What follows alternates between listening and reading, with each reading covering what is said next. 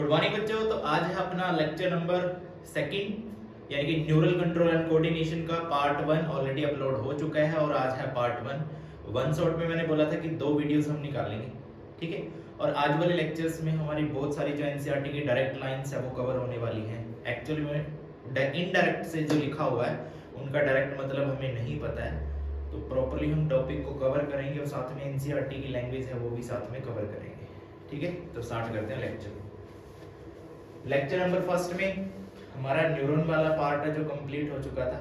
आज हमारा जो लेक्चर नंबर 2 यानी कि पार्ट नंबर 2 वन शॉट का, उसमें हम कवर करने वाले हैं generation and conduction of nerve impulses, ठीक है। ये आज का अपना टॉपिक जो स्टार्ट होने वाला है that is generation and conduction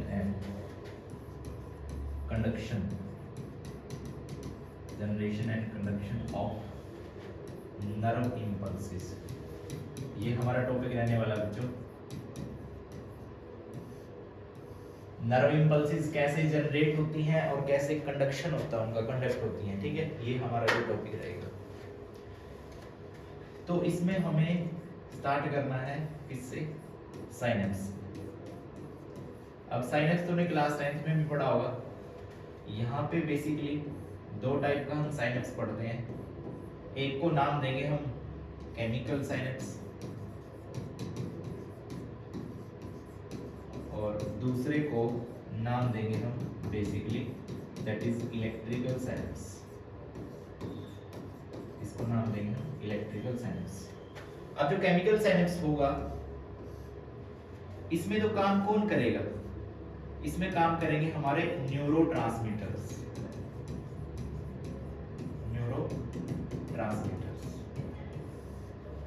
electrical impulses के अंदर इलेक्ट्रिकल साइनेप्स के अंदर हमारे, मैं बोल सकता हूं इलेक्ट्रिकल इंपल्सेस जो इसमें काम करने वाली है। बात क्लियर? अब स्टार्ट करते हैं वन बाय वन। सबसे पहले पढ़ेंगे केमिकल साइनेप्स, देन हम पढ़ेंगे इलेक्ट्रिकल साइनेप्स। अब जो केमिकल साइनेप्स है वो किस पे बेस रहेगा? हमारा न्यूरोट्रांसमीटर पे। अब जो न्यूरोट्रांसमीटर है उनकी भी फर्दर 2 क्लासेस हम बना रहे हैं आगे। 2 कौन सी क्लासेस होंगी? फर्स्ट को मैं बोल सकता हूं कुछ न्यूरोट्रांसमीटर होते हैं एक्साइटेटरी और कुछ न्यूरोट्रांसमीटर होते हैं इनहिबिटरी। कुछ होते हैं एक्साइटेटरी, कुछ होते हैं इनहिबिटरी। अब एक्साइटेटरी वर्ड किसको बोल रहे हैं? एक्साइटेटरी को मैं बोल सकता हूं जो क्या कर रहे हैं? स्टिम्युलेट कर रहे हैं, स्टिम्युलेट। और ये क्या कर रहे हैं? रोकना यानी कि इनहिबिशन। ये तो है लिखा ही हुआ जो इनहिबिट कर रहे हैं। इन दोनों में हम एग्जांपल पढ़ने हैं। अब एग्जांपल सुनना, जो इनहिबिटरी हैं इसके एग्जांपल कौन से हो सकते हैं? इसके एग्जांपल इसमें आ सकते हैं इनहिबिशन वाले में जो इनहिबिटरी टाइप के न्यूरोट्रांसमीटर्स होंगे। फर्स्ट ले लेते हैं हम गाबा, सेकंड हम ले लेते हैं सीरोटोनिन एंड थर्ड हम ले लेते हैं डोपामाइन, ठीक है। तो ये कुछ न्यूरोट्रांसमीटर्स है जो क्या काम करें? इनहिबिटरी, जो इनहिबिट करेंगे, ठीक है। बताऊंगा इनहिबिशन और एक्साइटेटरी का मतलब एक्चुअल में है क्या। उसके बाद अब जो एक्साइटेटरी है इसके अंदर जो हमारे एग्जांपल बन रहे हैं वो कौन से हैं? जो फर्स्ट वन होगा वो होगा हमारा एसिटाइल कोलाइन, ठीक है, जिसको हम ACH भी बोलते हैं। सेकंड पे होगा हमारा यहाँ पे दैट इज नोरएपिनेफ्रिन, या फिर इसको तुम बोल सकते हो नोरएड्रेनालिन, ठीक है। ये चीज भी हम इसको बोल सकते हैं। और एक बोल सकते हैं दैट इज ग्लूटामेट, ठीक है। इसमें एक और ऐड कर सकते हो दैट इज ग्लाइसिन। तो ये वाले जो हमारे हैं इनहिबिटरी न्यूरोट्रांसमीटर्स हैं और ये वाले हैं मेरे एक्साइटेटरी, या फिर एक्साइटेटरी बोलो स्टिमुलेटरी बोलो, ठीक है। तो आगे चल रहे हैं, स्टार्ट करते हैं। अब बात ये आती है कि ये काम कैसे कर रहे हैं। जो मैंने दोनों यहाँ पे न्यूरोट्रांसमीटर्स बताए हैं एक्चुअल में जो केमिकल सिनेप्स होगी वो काम कैसे कर रहे हैं, या फिर इलेक्ट्रिकल सिनेप्स में जो इलेक्ट्रिकल इम्पल्स है वो क्या काम कर रहे हैं। दोनों में हम डिफरेंस भी पता करेंगे कि एक्चुअल में डिफरेंस क्या होता है। लेकिन जो केमिकल सिनेप्स है वो कैसे होगा, कैसे न्यूरोट्रांसमीटर्स यहाँ से वहाँ जाएंगे, ठीक। उससे पहले थोड़ा सा एक थ्रू आउट रिविजन बोलो, थ्रू आउट एक कॉन्सेप्ट का रिव्यू करवा रहा हूँ। मान लिया अपने पास क्या है, अपने पास ये मैंने न्यूरॉन बनाया है, ठीक है। एक न्यूरॉन ये वाला जुड़ रहा है इससे, एक न्यूरॉन ये वाला जुड़ रहा है और एक न्यूरॉन ये वाला जुड़ रहा है। बात ध्यान से सुनना, क्या हुआ, इसके पास जो न्यूरोट्रांसमीटर है वो कौन सा है, दैट इज कोलिनर्जिक। मैं बोल सकता हूं कौन सा होगा, ACH। इसके पास जो न्यूरोट्रांसमीटर होगा दैट इज गाबार्जिक, यानी कि मैं बोल सकता हूं इसके पास कौन सा न्यूरोट्रांसमीटर हुआ बच्चों, गाबा।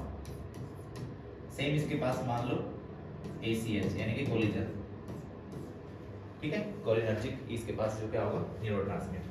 अब क्या हुआ, अब या तो ये जा रहा है या फिर ये इसके पास जा रहा है या फिर ये इसके पास जा रहा है, तो इनमें फर्क क्या है। अब देखो इसकी बात अगर मैं करूं, इसको मैं ऐसे बना रहा हूं थोड़ा सा,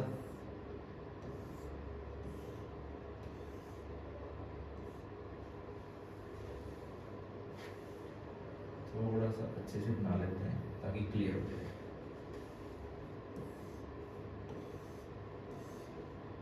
एक्सोन, यहाँ पे बहुत सारे डेंड्राइट्स कुछ इस फॉर्म में,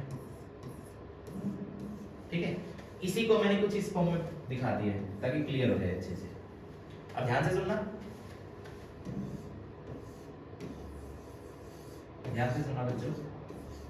इसमें क्या होगा, बेसिकली मान लिया अगर अपने पास क्या है, ACH या फिर गाबा, दोनों में से अगर ACH आया, ACH न्यूरोट्रांसमीटर कहां पे आया, डेंड्राइट की मेम्ब्रेन पे आया, डेंड्राइट की मेम्ब्रेन पे आया, तो यहाँ पे इनफ्लक्स हो जाएगा, यहाँ पे इनफ्लक्स हो जाएगा किसका, सोडियम का, सोडियम का इनफ्लक्स होगा। और जैसे ही सोडियम का इनफ्लक्स होगा तो यहाँ पे जनरेट हो जाएगा अपना ग्रेडियंट पोटेंशियल, ग्रेडियंट पोटेंशियल। और ये ग्रेडियंट पोटेंशियल ट्रेवल करता हुआ कहां चला जाएगा, एक्सोन हेलो, ठीक है। ये मैंने जो बनाया दैट इज एक्सोन हेलो। यहां से फिर क्या करेगा, जो एक्शन पोटेंशियल है वो जनरेट हो जाएगा। लेकिन बात क्या हुई, अब यहां पे जो अपना ACH नाम का न्यूरोट्रांसमीटर है दैट इज एसिटाइलकोलिन, उसके आने से क्या हुआ, यहाँ पे देखो अलग अलग टाइप के ग्रेडियंट पोटेंशियल होंगे। यहाँ पे ACH के आने से जो ग्रेडियंट पोटेंशियल ओपन होगा that is sodium gradient potential. इसमें क्या होगा फिर, इसमें सोडियम का इनफ्लक्स हो जाएगा, और सोडियम का जब इनफ्लक्स होगा यानी कि यहाँ पे जो काम हुआ वो क्या हुआ, ESPS का। मैं बोल सकता हूँ एक्सीटेटरी या फिर स्टिमुलेटरी जो न्यूरोट्रांसमीटर आया उसकी वजह से जो पोटेंशियल या फिर जो ग्रेडियंट पोटेंशियल में, मैं बोल सकता हूं जो ग्रेडियंट पोटेंशियल जनरेट हुआ है यहाँ पे, किसकी वजह से, ACH की वजह से। ACH क्या है हमारा, ACH क्या बना अपना, ACH वो न्यूरोट्रांसमीटर है जो एक्साइटेटरी होगा, ठीक है, जो एक्साइटेटरी होगा। अगर उसके बाद बात मैं करूं, मान लिया ये कोई गाबा, गाबा न्यूरोट्रांसमीटर है, वो क्या कर रहा है, वो बाइंड कर रहा है कहां पे, डेंड्राइट की मेम्ब्रेन पे। अब डेंड्राइट की मेम्ब्रेन पे जब वो बाइंड करेगा तो इसके बाइंड करने से तो यहाँ पे कौन से जो ग्रेडियंट पोटेंशियल है या फिर कौन से चैनल है वो ओपन होंगे, दैट इज क्लोराइड चैनल। इसकी वजह से क्या होगा, क्लोराइन का इनटेक होगा, क्लोराइड आयन का इनटेक हुआ, जिसकी वजह से क्या हो रहा है, यहाँ पे नेगेटिव चार्ज आ रहा है, यहाँ पे सोडियम का इनफ्लक्स था तो यहाँ पे पॉजिटिव चार्ज आ रहा है। अब पॉजिटिव चार्ज किसको डिनोट कर रहा है कि वहां पे जो ग्रेडियंट पोटेंशियल जनरेट हुआ वो किसकी वजह से हुआ, एक्साइटेटरी न्यूरोट्रांसमीटर की वजह से। अगर यहाँ पे नेगेटिव चार्ज आया है, अब नेगेटिव चार्ज क्यों आया, क्योंकि यहाँ पे इनफ्लक्स किसका हुआ है, क्लोराइड आयन का, और Cl पे नेगेटिव चार्ज होता है, तभी यहाँ पे जो चार्ज क्या है, नेगेटिव। यहाँ से जो ग्रेडियंट पोटेंशियल जनरेट हुआ है सेम, वो क्या करेगा, एक्सोन हेलोप तक जाएगा और फिर यहाँ पे एक्शन पोटेंशियल बनेगा या फिर नहीं बनेगा वो देखो। अब हम क्या बोलते हैं कि ग्रेडियंट पोटेंशियल या फिर ग्रेडियंट पोटेंशियल के लिए जो अपना मैं बोल सकता हूँ 10 मिलीवोल्ट का स्टिमुलाई एक आना जरूरी है। अगर स्टिमुलाई 10 मिलीवोल्ट से कम आया तो वहां पे क्या होगा, एक्शन पोटेंशियल नहीं होगा, क्योंकि ग्रेडियंट पोटेंशियल वहां पे नहीं जनरेट होगा, फिर काम नहीं करेगा। आगे मैं बताऊंगा भी कि एक्चुअल में 10 मिलीवोल्ट ही हम क्यों यहाँ पे जो पोटेंशियल है वो ले रहे हैं। तो यहाँ पे जो 10 मिलीवोल्ट का पोटेंशियल है, अब देखो मान लिया अगर यहाँ पे सोडियम का इन्फ्लक्स हो रहा है, यानी कि यहाँ पे कौन आ रहा है, न्यूरोट्रांसमीटर कौन सा, एसिटाइल कोलाइन, कौन सा एक्साइटेटरी, वो क्या करेगा, सोडियम का इन्फ्लक्स बढ़ाएगा, जिसकी वजह से पॉजिटिव चार्ज है, पॉजिटिव चार्ज की वजह से ग्रेडियंट पोटेंशियल जनरेट होगा। अब वो ग्रेडियंट पोटेंशियल ट्रेवल करके कहां जाएगा, एक्सोन हेलप पे, एक्सोन से फिर वो क्या करेगा, एक्सोन पोटेंशियल क्या करेगा, जनरेट करेगा ना। अगर मैं यहाँ पे ACH की बजाय गाबा जो न्यूरोट्रांसमीटर है वो बाइंड कर रहा है किसकी मेम्ब्रेन से, डेंड्राइट की मेम्ब्रेन से, तो यहाँ पे क्या होगा, यहाँ पे इन्फ्लक्स हो जाएगा किसका, क्लोराइड आयन का, क्योंकि क्लोराइड चैनल है जो वो यहाँ पे ओपन हो जाएंगे, जिसकी वजह से नेगेटिव चार्ज यहाँ पे ज्यादा हो जाएगा और मैं बोल सकता हूँ कि यहाँ पे ग्रेडियंट पोटेंशियल जो जनरेट होना था जो आगे ट्रेवल करना था वो नहीं हो पाएगा। यानी कि ये तो काम कर रहा है किसका, इनहिबिटरी का, ये काम किसका कर रहा है, एक्साइटेटरी का, स्टिमुलेटरी का हम बोल सकते हैं। बात क्लियर, ये चीज हुई क्लियर, इसको थोड़ा सा और आगे डिटेल में कवर करेंगे। आई थिंक ये बात बताओ, यहाँ तक कोई प्रॉब्लम हो तो पूछ सकते हो, इसमें कोई दिक्कत वाली बात।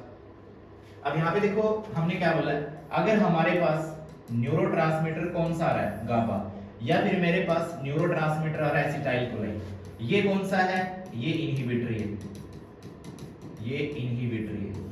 अब ये जो इनहिबिटरी होगा ये क्या करेगा, यहां पे जनरेट कर देगा इनहिबिटरी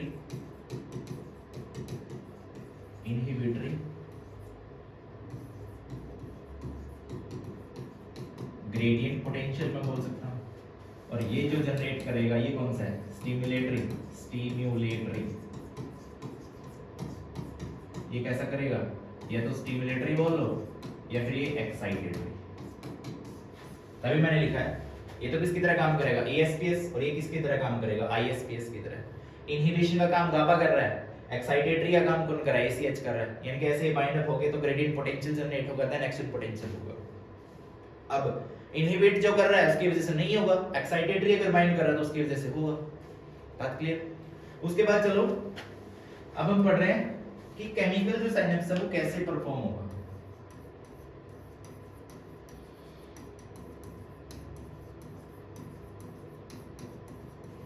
जो केमिकल साइनेप्स है वो कैसे परफॉर्म होगा, देखो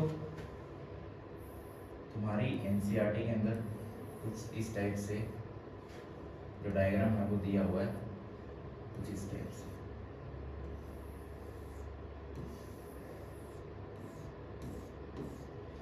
इस रीजन को, इसको मैं बोल रहा हूँ एक्सोन, और ये वाला जो रीजन है ये किसको डिनोट कर रहा है, ये डिनोट कर रहा है प्री साइनेप्टिक रीजन। ये जो गैप है ये किसको डिनोट कर रहा है, साइनेप्टिक क्लेफ्ट। अब जो ये वाला रीजन है ये किसको डिनोट कर रहा है, पोस्ट साइनेप्टिक रीजन। अब देखो यहां पे जो मैं लिख रहा हूं ना ESPS, एक्साइटेटरी सिग्नल की वजह से जो पोस्ट साइनेप्टिक मेम्ब्रेन पे क्या चेंज हुआ है, ESPS किसकी वजह से हुआ, एक्साइटेटरी न्यूरोट्रांसमीटर की वजह से। यहाँ पे अगर तुम बोल सकते हो यहाँ पे कैसा चेंज होगा, that is ISPS, inhibitory neurotransmitter की वजह से। जो देखो ये पोस्ट साइनेप्टिक रीजन है ना, अब इसकी जो मेम्ब्रेन पे जो चेंज हो रहा है इसी से तो एक्शन पोटेंशियल हमें पता लगेगा कि जो न्यूरोट्रांसमीटर है वो बाइंड हुआ वो एक्साइटेटरी है फिर इनहिबिटरी है। बात समझ रहे हो। अब देखो यहाँ पे क्या हुआ, यहाँ पे हम एग्जांपल ले लेते हैं एसिटाइल कोलाइन का, ठीक है। मान लिया यहाँ पे तुम्हारा क्या प्रेजेंट है, माइटोकॉन्ड्रिया। अब माइटोकॉन्ड्रिया क्या कर रहा है, ये रिलीज कर रहा है एसिटाइल कोएंजाइम ए। अब जो एसिटाइल कोएंजाइम ए है वो किस किस से मिलके बना है, वो बना है कोलिन प्लस एसिटिक एसिड। यानी कि मैं ये बोल सकता हूँ ये क्या बना रहा है, ये कौन सा न्यूरोट्रांसमीटर बना रहा है, ये बना रहा है बच्चों एसिटाइल कोलिन, एसिटाइल कोलिन।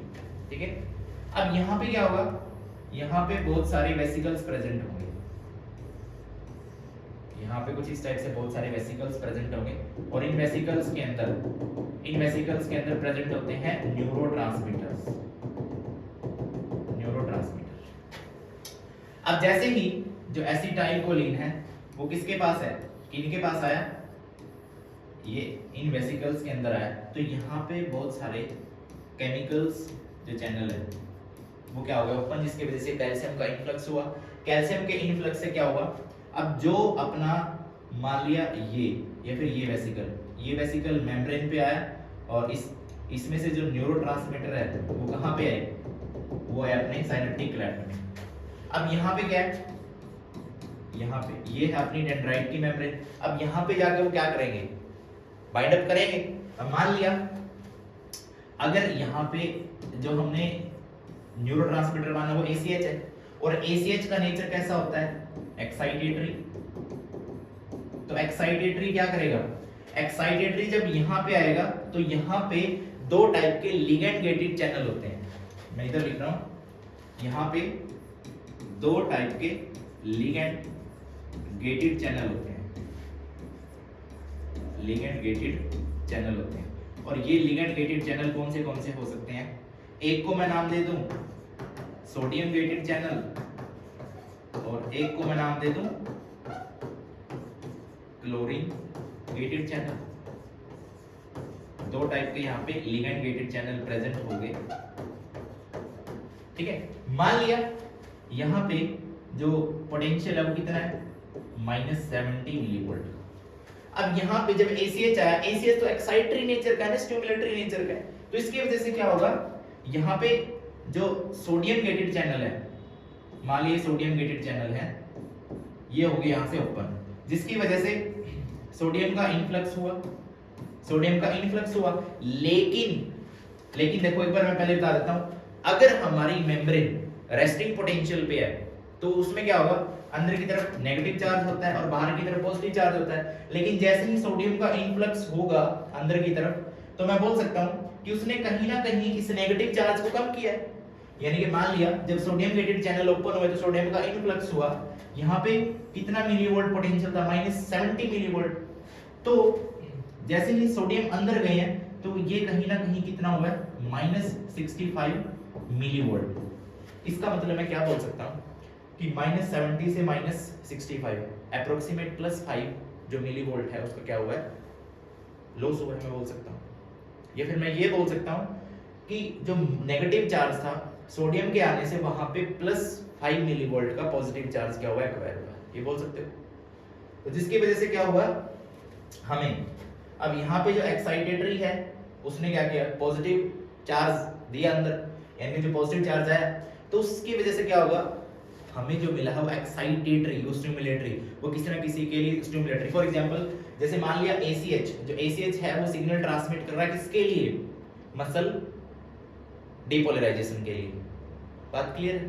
तो ये ऐसे हम एग्जांपल पढ़ सकते हैं, या फिर ऐसे जो केमिकल साइनेप्स है उसको हम पढ़ सकते हैं। बात क्लियर हुई यहाँ तक? यानी कि मैं क्या बोल सकता हूँ, एक बार दोबारा सुन लो।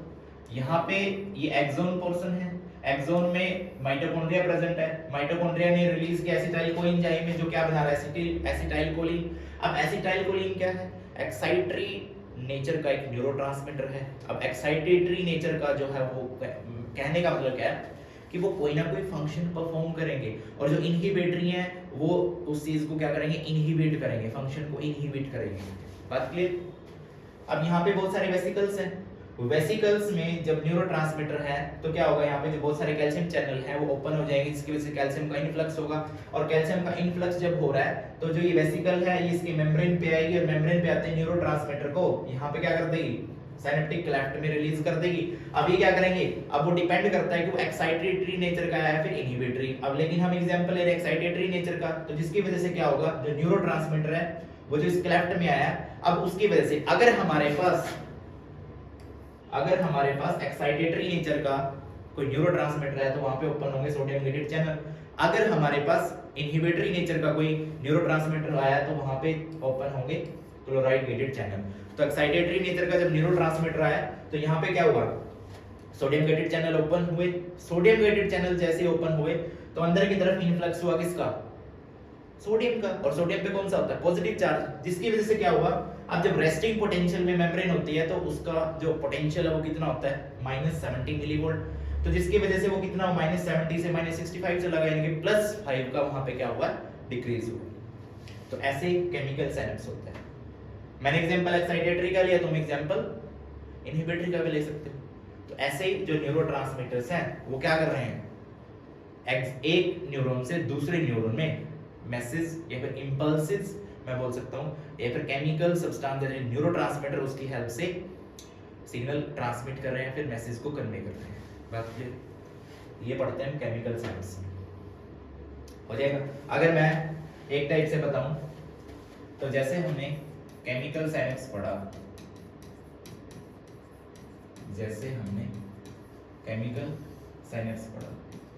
अब केमिकल साइंस जब पढ़ा तो इसमें क्या हुआ,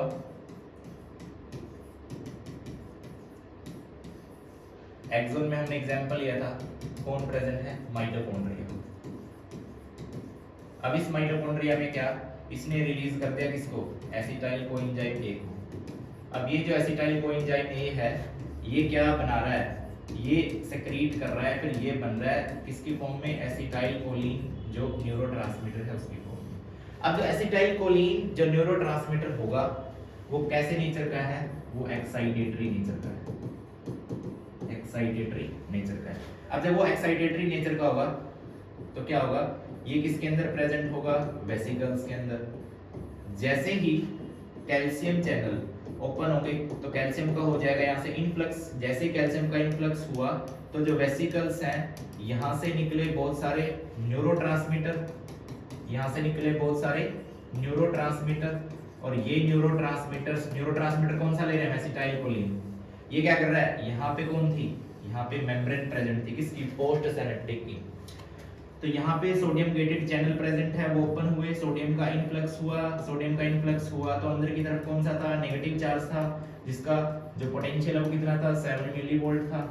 सोडियम के इनफ्लक्स से ये 7 मिलीवोल्ट से कितना हुआ, -65 मिलीवोल्ट, यानी कि मैं बोल सकता हूँ +5 यूनिट का। तो यहाँ पे जो एक्शन हुआ है उसको मैं क्या बोलूंगा, दैट इज ईपीएस या फिर ईएस। मैं इसको दोबारा लिख रहा हूं, एक्साइटेटरी स्टिमुलस पोस्ट सिनेप्टिक, ईएसपीएस में बोल सकता हूं। अगर इनहिबिटरी आता तो मैं बोल देता आईएसपीएस। तो ऐसे हमारा जो केमिकल सिनेप्स है वो काम करता है। बात यहां तक क्लियर। अब बात हम कर लेते हैं, एक है केमिकल सिनेप्स एंड दूसरा है इलेक्ट्रिकल सिनेप्स। अब जो दोनों में फर्क क्या है,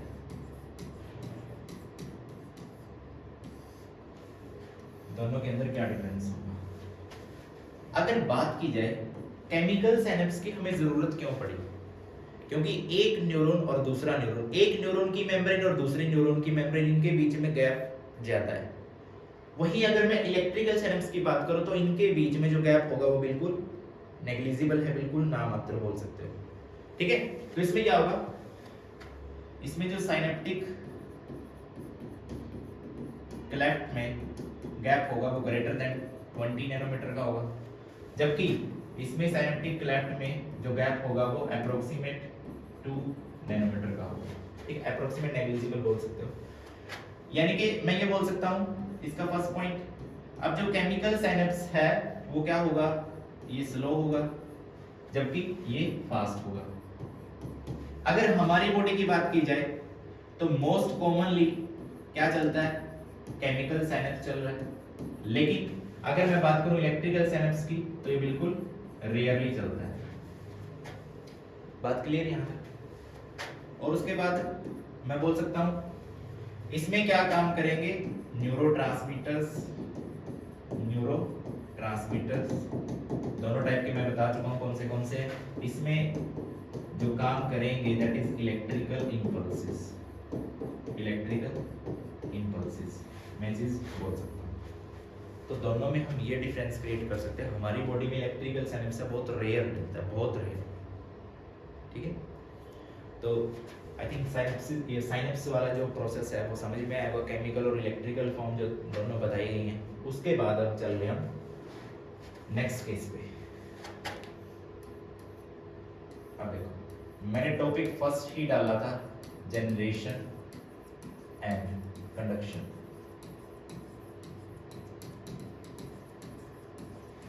ऑफ नर्व इंपल्सेस, उससे पहले साइनेप्स वाला टॉपिक है वो हमारा रहता था, वो निकाल दिया। अब यहाँ पे देखो, यहाँ पे इसके स्टेप होंगे। फर्स्ट स्टेप क्या होगा अपना, दैट इज पोलराइजेशन। पहले तो मेम्ब्रेन को पोलराइज करना है, उसके बाद रीपोलराइजेशन, उसके बाद रीपोलराइजेशन एंड देन हाइपरपोलराइजेशन। ये 3 स्टेप हम इसमें पढ़ने वाले हैं, हाइपरपोलराइजेशन। अब ध्यान से सुनना बच्चों, इसमें हम एक्सोलीमा की बात करें। जो एक्सोन की मेम्ब्रेन है वो रेस्टिंग पोटेंशियल में कब होगी, वो एक्शन पोटेंशियल में कब होगी, कब वो डीपोलराइज हो रही है, कब वो रीपोलराइज हो रही है, कब वो हाइपरपोलराइज हो रही है। ध्यान से समझना है। देखो फर्स्ट केस मैं बता रहा हूं, दैट इज पोलराइज्ड एक्सोलीमा। पोलराइज्ड एक्सोलीमा बोल भी सकते हो, या फिर मैं क्या बोल सकता हूँ, फर्स्ट केस में बता रहा हूँ कि जब एक्सोन मेम्ब्रेन पोलराइज कंडीशन में होती है, वो कब होगी, यानी कि वो कुछ इस टाइप से हमें दिखाई देगी। बाहर की तरफ पॉजिटिव चार्ज होगा और अंदर की तरफ नेगेटिव चार्ज होगा। सेकंड कंडीशन है हमारी, second condition that is depolarise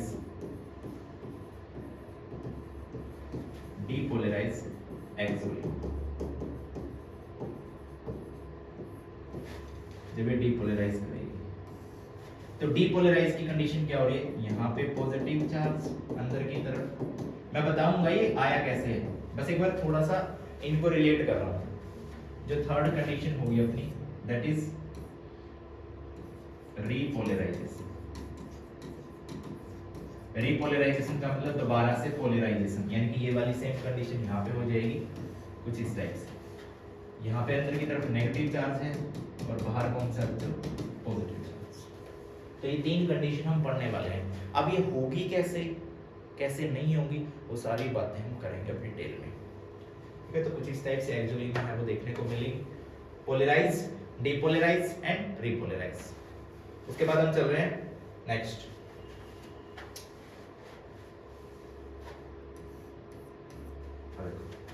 अगर बात की जाए एक्सोलीमा, या फिर बोल सकते हो तुम यहाँ पे इसको एक्सोन मेम्ब्रेन, एक्सोन मेम्ब्रेन। यहाँ पे 2 टाइप की प्रोसेस हम पढ़ते हैं। यहाँ पे हम 2 टाइप की जो प्रोसेस हैं वो पढ़ लेते हैं। प्रोसेस मैं बोल सकता हूँ इन केस ऑफ, एक होगी पैसिव प्रोसेस या फिर पैसिव पाथवे, एंड दूसरा होगा एक्टिव पाथवे।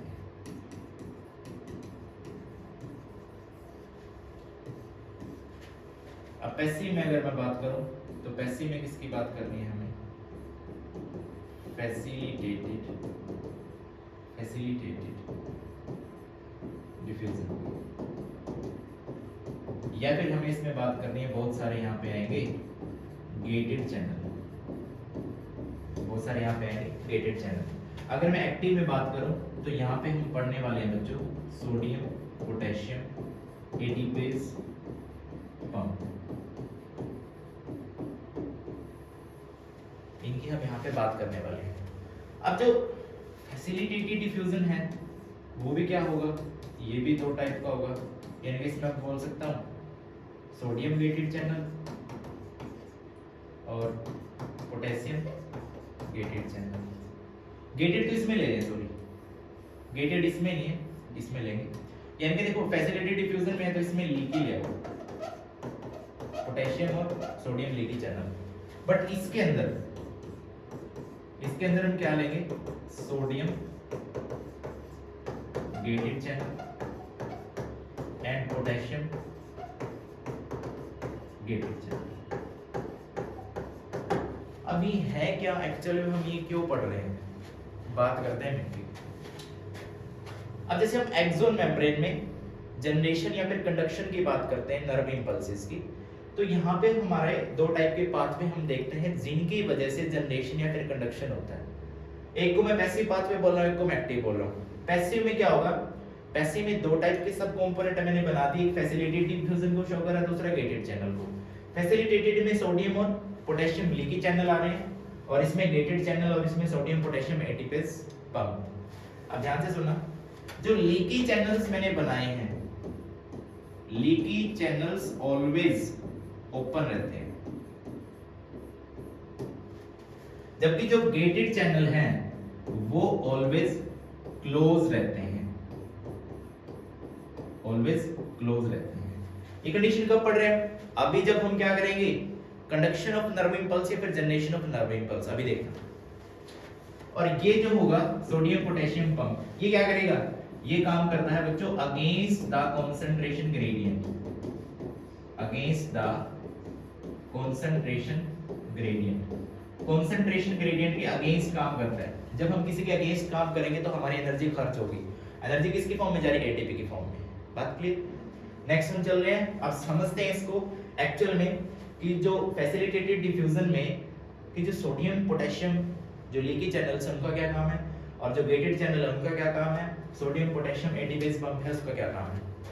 एक बात और सुन लो, यहाँ पे डिफ्यूजन वर्ड आया है। डिफ्यूजन में हमेशा जो मूवमेंट होगी वो तुम्हें पता है कहां से कहां होती है, वो हाई टू लो। जहां पे कंसंट्रेशन हाई होगी वहां से वहां पर जहां पे कंसंट्रेशन लो होगी। यहाँ पे उल्टा होता है, यहाँ पे जो मूवमेंट होगी वो लो टू हाई होगी, तभी तो कंसंट्रेशन ग्रेडियंट के अगेंस्ट काम हो रहा है। बात समझ रहे हो, ठीक है ना। अब देखो चलो समझते हैं इसको। अब मैं बना रहा हूं एक्सोन, ध्यान से सुनो।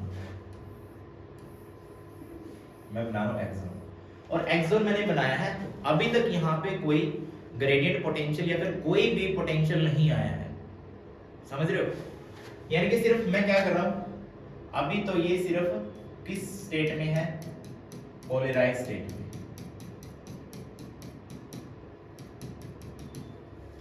ठीक है, पोलराइज स्टेट में, यानी कि मैं बोल सकता हूं एक्सोलीमा, एक्सोलीमा, या फिर इसको बोलो एक्सोन मेम्ब्रेन, ताकि अच्छे से क्लियर हो जाए। ये किसकी फॉर्म में है बच्चों, या फिर किस स्टेट में, ये जो स्टेट दिखा रही है that is polarised, polarised but resting phase, polarised but resting state. बात क्लियर।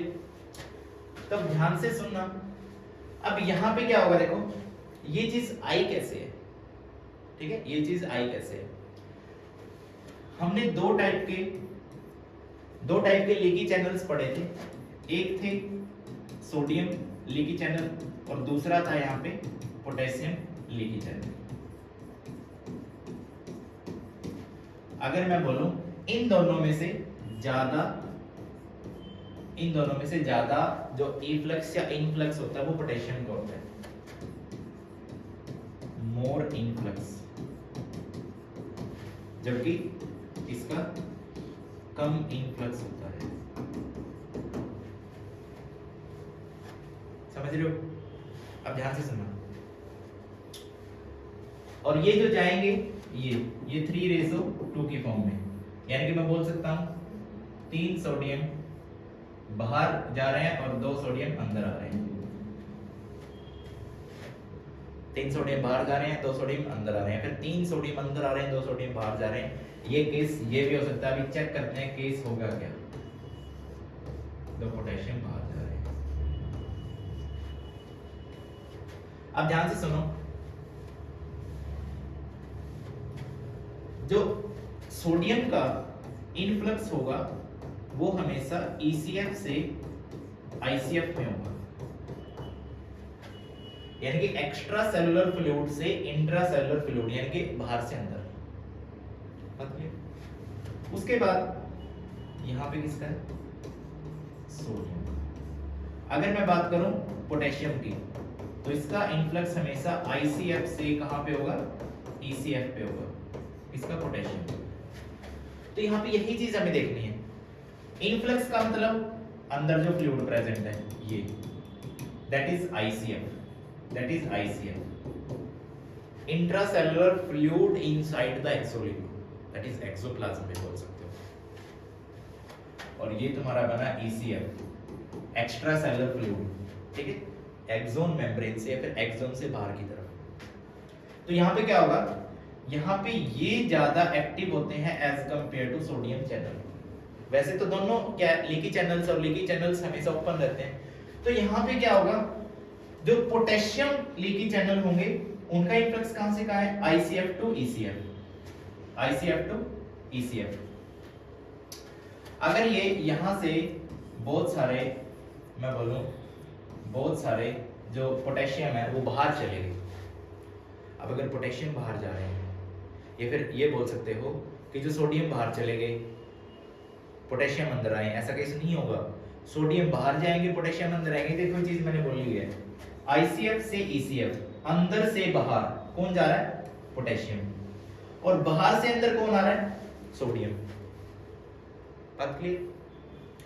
क्या हुआ, मान लिया यहां पे हमारे अप्रोक्सीमेट जो 20 पोटेशियम है वो बाहर चले गए, और अंदर कितने आए हैं, अंदर मान लो 2 सोडियम आए हैं। तो मैं बोल सकता हूं कि जो पॉजिटिव चार्ज का लॉस है वो ज्यादा हो रहा है, जबकि अंदर पॉजिटिव चार्ज कम आ रहा है। बात क्लियर है। दोबारा सुन लो, पोटेशियम आयन चैनल के थ्रू जो पोटेशियम है वो ज्यादा जा रहे हैं, और जो सोडियम लीकी चैनल्स है उसके थ्रू सोडियम अंदर बहुत कम आ रहे हैं, जिसकी वजह से जो पॉजिटिव चार्ज है उसका लॉस हो रहा है। और यहाँ पे तुम्हें कैसा चार्ज देखने को मिल रहा है, नेगेटिव चार्ज देखने को मिल रहा है। बात एक क्लियर। दूसरी बात, अब जो एक्सोप्लाज्म है इसके अंदर नेगेटिवली चार्ज भी प्रेजेंट होते, नेगेटिवली चार्ज प्रोटीन प्रेजेंट होते हैं। अब जो नेगेटिवली चार्ज प्रोटीन है वो क्या काम कर रहे हैं, एक्सोन के अंदर ही नेगेटिव चार्ज को कंट्रीब्यूट कर रहे हैं, ये बोल सकते हैं। पहले मेरे को ये बात बताओ कि नेगेटिव चार्ज यहाँ पे अंदर की तरफ और पॉजिटिव चार्ज बाहर की तरफ, वो कैसे आया, लीकी चैनल्स की फॉर्म में हम बोल सकते हैं। बात क्लियर। एक तो ये है। दूसरा, इसी पे कौन काम कर रहा है, इसी पे साथ में काम कर रहा है सोडियम पोटेशियम पंप, इसी पे साथ में काम कर रहा है सोडियम पोटेशियम पंप। अब जो सोडियम पोटेशियम पंप है वो क्या काम करेगा, अब यहां पे भी क्या करना है, अब अगेंस्ट द कंसंट्रेशन ग्रेडियंट काम करना है। सुनो ध्यान से, सोडियम बाहर से अंदर आ रहे हैं तो हमें कंडीशन क्या लगानी पड़ेगी, बाहर से अंदर आ रहे हैं तो अंदर से बाहर भेजने पड़ेंगे। बात क्लियर है ना। ये देखो इसमें तो ECF बाहर से अंदर सोडियम आ रहे हैं और उसमें क्या करना पड़ेगा, अगेंस्ट द कंसंट्रेशन ग्रेडियंट तो अंदर से बाहर भेजने पड़ेंगे। यहां पे ICF से ECF, अंदर से बाहर कौन जा रहा है, पोटेशियम, पोटेशियम को अंदर बुलाना पड़ेगा। बात समझ रहे हो, अरे तभी तो अगेंस्ट द कंसंट्रेशन ग्रेडियंट काम हो रहा है। यानी कि मैं यहाँ पे क्या बोल सकता हूँ, यहाँ पे सेम चीज, जब सोडियम पोटेशियम जो पंप यहाँ पे काम करेगा तो उसकी वजह से क्या होगा, यहाँ पे पोटेशियम तो जा रहा है बाहर, लेकिन यहाँ पे पोटेशियम को क्या करना है, अंदर बुलाना है। कितने पोटेशियम आएंगे, 2। सोडियम जा रहा है बाहर से अंदर, तो सोडियम को अंदर से बाहर लेके जाना है, यानी कि जो सोडियम आयंस है वो बाहर से अंदर से बाहर जाएंगे, कितने, 3। बात क्लियर है। अरे ये कंडीशन होगी तभी तो अगेंस्ट द कंसंट्रेशन ग्रेडियंट काम होगा, अगेंस्ट द कंसंट्रेशन ग्रेडियंट, और तभी तो हम बोलते हैं हमें किसकी जरूरत पड़ी? सोडियम पोटेशियम पंप की। बात क्लियर है? तो यहाँ पे क्या होगा, दो सोडियम का इनफ्लक्स हो रहा है, जबकि दो पोटेशियम का इनफ्लक्स हो रहा है, जबकि 3 सोडियम का इफ्लक्स हो रहा है। अब पॉजिटिव चार्ज बाहर ज्यादा जा रहा है और पॉजिटिव चार्ज अंदर कम आ रहा है, जिसकी वजह से क्या अंदर की तरफ नेगेटिव चार्ज ज्यादा हो रहा है। बात क्लियर? तो इसलिए मैं बोल सकता हूं इन दोनों की वजह से, leaky channels plus sodium potassium pump की वजह से जो एक्सोलीमा है रेस्टिंग फेज में पोलराइज स्टेट में कैसे होती है, बाहर की तरफ पॉजिटिव चार्ज एंड अंदर की तरफ नेगेटिव चार्ज होता है उसमें। यहां तक बताओ बात क्लियर? अगर ये बात क्लियर है, अब इसने भी काम कर दिया अपना, इसने भी काम कर दिया, बचा कौन है? Gated channel. अब ये कैसे अपना काम करेंगे? चलो पढ़ते हैं।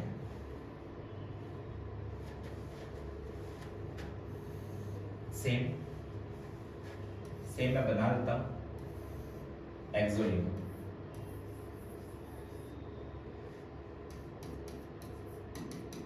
ये है एक्सोलीमा। यहां पे कौन सा चार्ज? Positive charge. बाहर की तरफ कौन सा होगा? Positive charge. अंदर की तरफ कौन सा होगा? Negative charge. जो भी मैंने बताया, रीजन बताया कि अंदर की तरफ नेगेटिव चार्ज होता है, बाहर की तरफ पॉजिटिव होता है। ऐसी कंडीशन किस में होती है? पोलराइज्ड कंडीशन में। पोलराइज्ड कंडीशन, जब एक्सोलीमा पोलराइज्ड कंडीशन है, ठीक है, रेस्टिंग फेज में है ना, यानी कि मैं बोल सकता हूं कि इस टाइम पे जो इसकी रेस्टिंग मेम्ब्रेन पोटेंशियल होगी, रेस्टिंग मेम्ब्रेन पोटेंशियल होगी, वो कितनी है बच्चों? वो है -70 मिलीवोल्ट। बात क्लियर? अब यहां से क्या होगा, जब यहां से आएगा कौन? Gated channel. जब यहां से आएंगे गेटेड चैनल, तो क्या कर रहे हैं वो? +10 मिलीवोल्ट का स्टिमुलाई दे रहे हैं, +10 मिलीवोल्ट का स्टिमुलाई दे रहे हैं। अभी क्लियर हो जाएगा कि 10 मिलीवोल्ट का स्टिमुलाई ही वो क्यों दे रहे हैं। अभी सुनना, जब 10 मिलीवोल्ट का स्टिमुलाई आएगा तो हम क्या समझ रहे हैं कि जो गेटेड चैनल है उसमें भी तो दो टाइप के हैं, सोडियम और पोटेशियम। तो क्या वो एक साथ काम कर रहे हैं? नहीं, वो सेगमेंट की फॉर्म में काम करते हैं। मान लिया यहाँ पे फर्स्ट सेगमेंट है, यहाँ पे सेकंड सेगमेंट है, यहाँ पे थर्ड सेगमेंट है, यहाँ पे फोर्थ सेगमेंट है, अलग अलग सेगमेंट हमने बनाए। तो सेगमेंट में कैसे काम कर रहे हैं? 10 मिलीवोल्ट का यहाँ पे स्टिमुलाई आया है और जो गेटेड चैनल है वो क्या करेंगे? सेगमेंट की फॉर्म में काम करेंगे। इसलिए मैंने सेगमेंट बनाया फर्स्ट, सेकंड, थर्ड, फोर्थ। यानी कि अब वो कंडीशन हम पढ़ने वाले हैं कि जब एक्सोलीमा पोलराइज होती है, डीपोलराइज होती है, रीपोलराइज होती है, और लास्ट वन इज हाइपरपोलराइज होती है। बात समझ आ रही है? अब वो कंडीशन हम इसमें पढ़ने वाले हैं, सुनो ध्यान से। कंडीशन नंबर फर्स्ट, यानी कि फर्स्ट सेगमेंट पे क्या हो रहा है? अभी मैं सिर्फ फर्स्ट सेगमेंट की बात कर रहा हूं। 10 मिलीवोल्ट प्लस 10 मिलीवोल्ट का, यहां पे ये मैंने ले ली फर्स्ट सेगमेंट, सिर्फ फर्स्ट सेगमेंट, बाकी का भी कोई जिक्र नहीं, सिर्फ फर्स्ट सेगमेंट की मैं बात कर रहा हूं। अब फर्स्ट सेगमेंट पे क्या होगा? Sodium potassium pump, sodium gated channel and potassium gated channel, ये इस पे काम करने वाले हैं। तो इस पे ध्यान से सुनना बच्चों, एक्चुअल में होगा क्या। एनसीईआरटी में एक लाइन लिखी हुई है। एनसीईआरटी लाइन क्या कह रही है कि इंडक्शन ऑफ सोडियम स्टिमुलाई या फिर induction of sodium gated channel is short lived, quick, fast and short lived. कहने का मतलब क्या है कि जो सोडियम गेटेड चैनल है वो क्या कर रहे हैं? ओपन हो रहे हैं फिर फटाफट क्लोज हो रहे हैं, ओपन हो रहे हैं फिर फटाफट क्लोज हो रहे हैं, and followed by the quick rise in the level of potassium. कहने का मतलब क्या हुआ कि जैसे ही सोडियम ओपन हो रहा है और क्लोज हो रहा है तो जो पोटेशियम होगा वो इसके कंपैरिजन में काफी पैसिव है। पैसिव का मतलब है कि जब पोटेशियम गेटेड चैनल ओपन होंगे, इतने में तो सोडियम गेटेड चैनल ओपन भी हो जाएंगे, क्लोज भी हो जाएंगे, ओपन भी हो जाएंगे, क्लोज भी हो जाएंगे। तो इसलिए मैं बोल रहा हूँ एनसीईआरटी की जो लाइन है वो इनडायरेक्ट दे रखी है, इसको प्रॉपर्ली समझने के लिए। स्टार्टिंग में सोडियम गेटेड चैनल है, उनका इंडक्शन हो रहा है, इंड्यूस हो रहे हैं, उनसे जो स्टिमुलाई है। उसके बाद फॉलो किसने किया? पोटेशियम गेटेड चैनल ने। ये तो क्विक एंड शॉर्ट लिव्ड है, यानी कि फास्ट और बहुत कम टाइम के लिए, बट ये इसके कंपैरिजन में पैसिव है। जब ये ओपन या क्लोज हो जाते हैं तब जाके क्या करता है? ओपन होता है। यानी कि potassium gated channel sodium gated channel के कंपैरिजन में क्या है? पैसिवली काम कर रहे हैं, उस लाइन का वो बदल रहा है। तो सुनो, अब यहाँ पे अगर ये काम कर रहा है कौन सा? Sodium gated channel, sodium gated channel, मैं यहाँ पे बोल देता हूँ सोडियम गेटेड चैनल। अब सोडियम गेटेड चैनल क्या कर रहा है? यहाँ पे इनफ्लक्स किसका करवा रहा है? सोडियम का। सोडियम का करवा रहा है, तो यहाँ पे कौन सा चार्ज आया? Plus charge. यहाँ पे कौन सा चार्ज आया? Plus charge. फर्स्ट सेगमेंट की बात हुई, सेकंड सेगमेंट। इसको, इस कंडीशन को मैं क्या बोल रहा हूँ? देखो, अंदर की तरफ पॉजिटिव चार्ज और बाहर की तरफ क्या होगा? नेगेटिव होगा। यानी कि ये कंडीशन कौन सी हुई है? डीपोलराइज की। बात क्लियर? ये कंडीशन किसकी हुई है? डीपोलराइज की। अब सुनना नेक्स्ट। अब यहाँ पे अगर मैं सेकंड सेगमेंट को उठाऊं, अब सेकंड सेगमेंट में क्या है? यहाँ पे प्लस चार्ज है और बाहर की तरफ माइनस चार्ज है। रिवर्स है ना? एक बार ये थोड़ा सा गलत लिख दिया हमने, कोई बात नहीं। अंदर की तरफ नेगेटिव चार्ज है और बाहर की तरफ पॉजिटिव चार्ज है। देख भी सकते हो, ऊपर लिखा हुआ है, बाहर की तरफ पॉजिटिव चार्ज है, अंदर की तरफ नेगेटिव चार्ज है। ठीक है, अब ये डीपोलराइज हो चुकी है। हम सेकंड सेगमेंट पे आए हैं। अब सेकंड सेगमेंट पे क्या होगा? करंट फ्लो करेगा from positive to negative, from positive to negative. जब यहां पे करंट फ्लो करेगा तो सेम इस कंडीशन में जो सोडियम चैनल है वो क्या करेंगे? ओपन हो जाएंगे। एक चीज और होगी यहाँ पे, जब सोडियम चैनल का इनफ्लक्स होगा तो ध्यान से सुनना, यहाँ पे पॉजिटिव चार्ज आ रहा है, बट सर्किट को पूरा करने के लिए ये पॉजिटिव चार्ज इसकी तरफ जा रहा है प्लस टू माइनस, क्योंकि यहाँ पे माइनस चार्ज आया था ना, plus two minus and plus two minus circuit हुआ पूरा। यानी कि ये कंडीशन डीपोलराइज हुआ।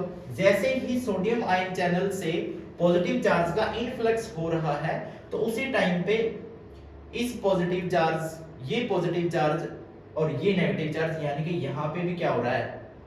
जो करंट का ट्रांसफर हो रहा है, ताकि सर्किट कंप्लीट हो जाए। अगर करंट का ट्रांसफर यहाँ पे हो रहा है तो जैसे ही ये पॉजिटिव चार्ज का इनफ्लक्स हो रहा है, यानी कि सोडियम का इनफ्लक्स हो रहा है, तो उसी टाइम पे ये क्लोज हो जाएंगे। और जब ये क्लोज होंगे तो अंदर कौन आ रहा है? अंदर कौन आ रहा है? पोटेशियम।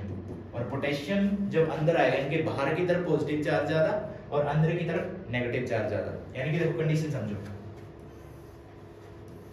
थर्ड कंडीशन में बता रहा हूं, प्लस 10 मिलीवोल्ट का यहाँ पे क्या है? इंपल्स जनरेट हुआ, स्टिमुलाई है। फर्स्ट कंडीशन मैंने बताई थी, ये वाली, ये डीपोलराइज हो चुकी है फर्स्ट सेगमेंट। सेकंड सेगमेंट था यहाँ पे माइनस, यहाँ पे प्लस, अभी तक ये पोलराइज है। करंट यहाँ से यहाँ गया, सर्किट को पूरा किया तो करंट यहाँ से यहाँ गया। अब यहाँ से सेकंड सेगमेंट में इनफ्लक्स हो रहा है किसका? सोडियम का, जिसके कारण यहाँ पे आ रहा है पॉजिटिव चार्ज। अब current positive to negative flow कर रहा है, तो यहाँ पे क्या होगा? जो पोटेशियम गेटेड चैनल है वो क्या करेंगे? उस टाइम पे वो ओपन होंगे, तुरंत जो सोडियम गेटेड चैनल है वो बंद हो चुके होंगे। तो जिसकी वजह से यहाँ पे क्या होगा? जो पोटेशियम होगा यानी कि के पॉजिटिव, उसकी पोटेशियम का इनफ्लक्स होगा एंड सोडियम का इफ्लक्स होगा। तो इस बात को समझो। अब एक काम करते हैं, इनसे हम ग्राफ बनाते हैं ताकि अच्छे से क्लियर हो जाएगा। अलग अलग सेगमेंट में, ये फर्स्ट सेगमेंट के लिए ग्राफ है, ये सेकंड सेगमेंट के लिए ग्राफ है, और ये जो थर्ड सेगमेंट है उसके लिए ग्राफ है। सुनना ध्यान से, ये टाइम को रिप्रेजेंट कर रहा है, ठीक है, और ये रिप्रेजेंट कर रहा है मेम्ब्रेन पोटेंशियल को इस डायरेक्शन में। यानी कि मैं स्टार्ट कर रहा हूँ किससे? -70 वोल्ट से, -70 मिलीवोल्ट से, लास्ट में कहाँ लेके जा रहा हूँ? 30 मिलीवोल्ट तक, ठीक है। यहाँ पे बीच में दे रहा हूँ मैं कोई 0, -70 टू -30 और यहाँ पे ले लिया मैंने -60 मिली वोल्ट। तो अगर जब तक क्या था वोल्टेज जो 10 मिली वोल्ट का जो स्टिमुलाई नहीं आया था तब तक तो हमारा क्या था 70 मिली वोल्ट का ही सिर्फ हमारा क्या था रेस्टिंग पोटेंशियल था। लेकिन जैसे ही हमारे पास क्या आया 10 मिली वोल्ट का स्टिमुलाई आया उसकी वजह से क्या हुआ यहाँ पे डीपोलराइजेशन स्टार्ट हुआ। अब डीपोलराइजेशन क्या हुआ, डीपोलराइजेशन में क्या -70 मिली वोल्ट से डीपोलराइजेशन हुआ तो वो कहां तक चला गया, वो चला गया -60 मिली वोल्ट तक। और जैसे ही वो -60 मिली वोल्ट पे पहुंचा तो यहाँ पे हुआ firing of sodium, firing of sodium. अब मैंने बोला फायरिंग ऑफ सोडियम, जब फायरिंग ऑफ सोडियम होगा तो इनफ्लक्स हो जाएगा ना, जिसकी वजह से पॉजिटिव चार्ज अंदर की तरफ आएगा और नेगेटिव चार्ज बाहर की तरफ जाएगा। बात बताओ यहां तक क्लियर? यानी कि ये जो कंडीशन मैंने दिखाई है that is the condition for depolarization, that is the condition for depolarization. यहां से यहां तक गए -70 मिली वोल्ट से -60 मिली वोल्ट तक गए। कितने का गैप आया? +10 का। तो मैंने इसलिए बोला था कि +10 मिली वोल्ट का स्टिमुलाई आएगा तभी जाके वहां पे क्या हो रहा है कंडक्शन, ठीक है ना। देखो अगर 10 मिली वोल्ट का जो स्टिमुलाई वो नहीं आ रहा, सपोज कर लिया 5 मिली वोल्ट का आ रहा है, 7 मिली वोल्ट का आ रहा है, कंडक्शन हो जाएगा फिर भी कोई प्रॉब्लम नहीं है। लेकिन जो यहाँ पे -70 टू -60 के बाद फायरिंग ऑफ सोडियम हुई है तो वो नहीं हो पाएगी, जिसकी वजह से क्या है डीपोलराइजेशन नहीं हो पाएगा। यहाँ पे डीपोलराइजेशन हुआ। सेम अब आ जाओ सेकंड सेगमेंट में, यहाँ पे -70 मिली वोल्ट एंड यहाँ पे -60 मिली वोल्ट। सेम ये टाइम को रिप्रेजेंट कर रही है, ये मेम्ब्रेन पोटेंशियल को रिप्रेजेंट कर रही है। फर्स्ट केस हमने पढ़ा डीपोलराइजेशन का। अब दूसरा में देखो करंट की डायरेक्शन मैंने बोला था कि +2 माइनस ये वाला केस, ये सिर्फ ये कौन सा है, यानी कि ये जो सेकंड स्टेज या फिर सेकंड जो मैं बोल रहा हूँ सेगमेंट वो किसको दिखा रहा है कि जो एक्सोलेमा है वो सिर्फ पोलराइज कंडीशन में है, +2 अंदर माइनस बाहर की तरफ प्लस।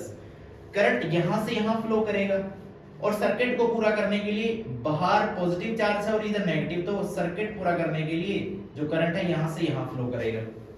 तो उसकी वजह से भी सेम क्या होगा -70 से -60 +10 मिली वोल्ट का गैप आया तो उसकी वजह से क्या हुआ यहाँ पे डीपोलराइजेशन स्टार्ट हुई। जैसे डीपोलराइजेशन स्टार्ट हुई सोडियम की क्या हुई फायरिंग का मतलब सोडियम अंदर आ रहा है, सोडियम का इनफ्लक्स हो रहा है, तो यहाँ पे भी क्या हो रहा है डीपोलराइजेशन। अब हमें समझना है रिपोलराइजेशन को, सुनना ध्यान से। अब जैसे सुनो, देखो ये चीज मैं बता रहा था, अब करंट यहां से यहां जा रहा है और इसमें करंट यहां से यहां जा रहा है। जब यहां से यहां जाएगा तो सोडियम का इनफ्लक्स होगा और जैसे ही सोडियम का इनफ्लक्स होगा यहां वाला जो सोडियम गेटेड चैनल है वो बंद हो चुका होगा। अगर वो बंद है यानी कि पोटेशियम गेटेड चैनल है वो ओपन है, और जो पोटेशियम गेटेड चैनल यानी कि पोटेशियम का इनफ्लक्स होगा तो अंदर की तरफ नेगेटिव चार्ज आएगा, तो रिपोलराइजेशन होगा। जब रिपोलराइजेशन हो रहा है देखो सेम टाइम पे मैं एक बार ये बता रहा हूं, देखो सेम टाइम पे क्या हो रहा है करंट यहां से यहां फ्लो कर रहा है और सर्किट को पूरा करने के लिए करंट यहां से यहां फ्लो कर रहा है। जैसे ही करंट यहां से यहां फ्लो कर रहा है तो सोडियम अंदर की तरफ आ रहे हैं, सोडियम का इनफ्लक्स हो रहा है। लेकिन जैसे यहां पे सोडियम अंदर की तरफ आ रहा है, यहां पे जो सोडियम गेटेड चैनल वो बंद हो चुके हैं, तो यहां पे पोटेशियम अंदर की तरफ आएंगे, पोटेशियम अंदर की तरफ आ रहे हैं तो नेगेटिव चार्ज आ रहा है, तो रिपोलराइजेशन हो रहा है। दोनों सेम कंडीशन होगी। देखो अगर यहां पे पोलराइजेशन हो रहा है, यहां पे ध्यान देना, मैं एक बार इसको साफ कर रहा हूं,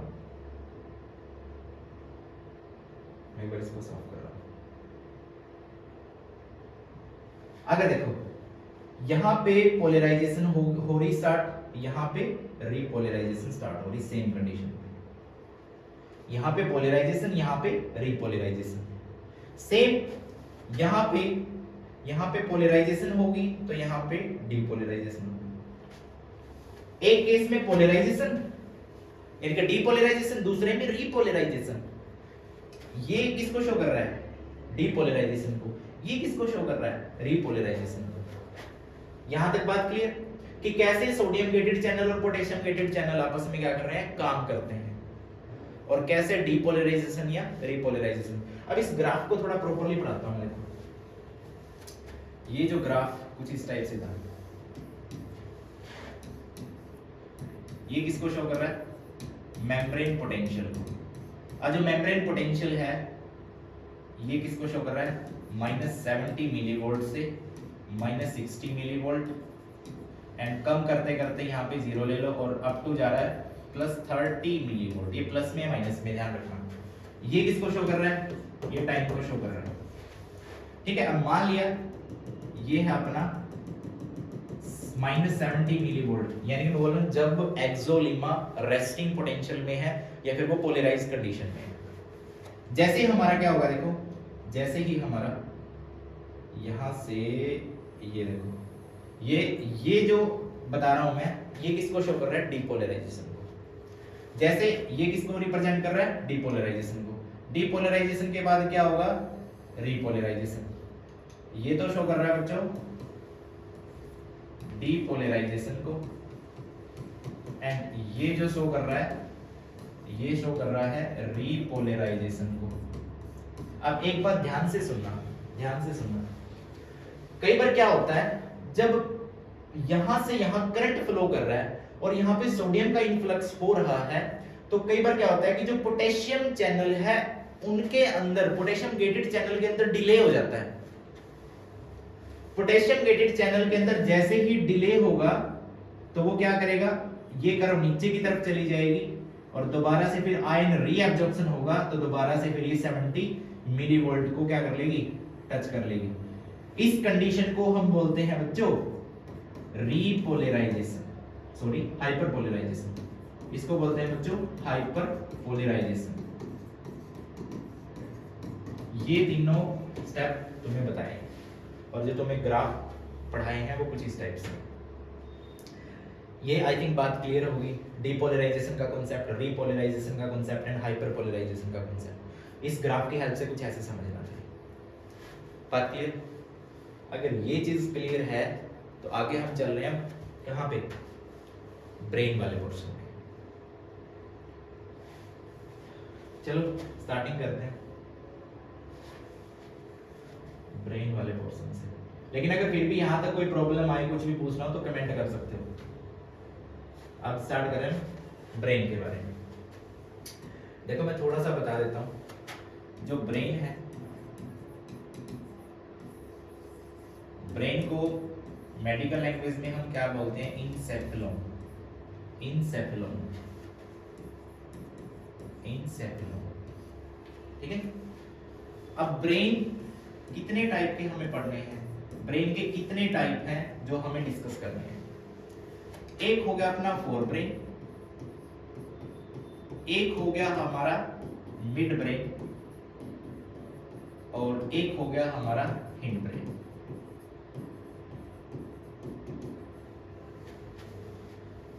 जो फोर ब्रेन है इनके फर्दर हमें दो दो तीन तीन टाइप्स हमें पढ़ने हैं। इसको साइंटिफिक या फिर मेडिकल टर्म में क्या बोलते हैं, प्रोसेनसेफेलोन। इसको क्या बोलते हैं बच्चों, मेसेनसेफेलोन, मेसेनसेफेलोन। एंड इसको क्या बोलते हैं बच्चों, रोम्बोसेफेलोन।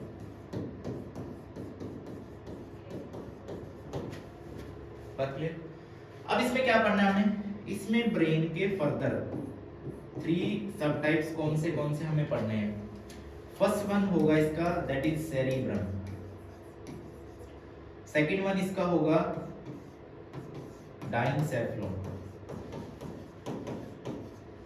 एंड फिर हमें पढ़ना है हाइपोथैलेमस।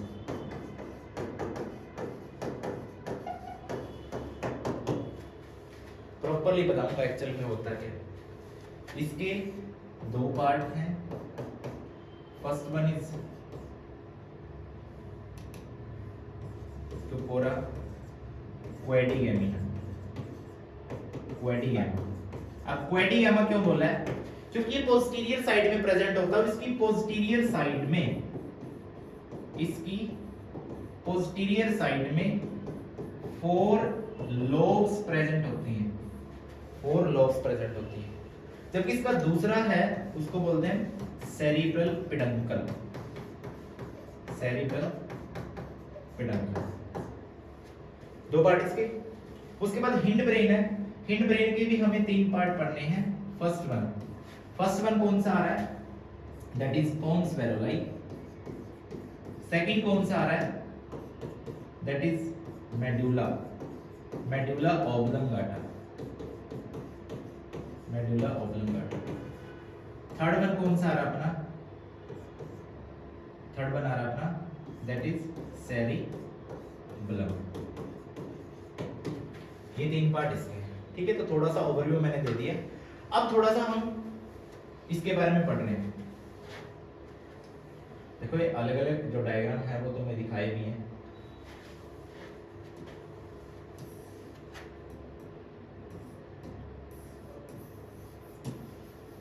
अब पढ़ते हैं हम इसके बारे में डिटेल में, एक्चुअल में क्वेश्चन कहाँ से बन सकता है और क्या क्या पूछा जाता है। चलो देखो, फर्स्ट मैंने बताया था फोर ब्रेन का सेरिब्रम पार्ट, 4 ब्रेन का सेरिब्रम पार्ट।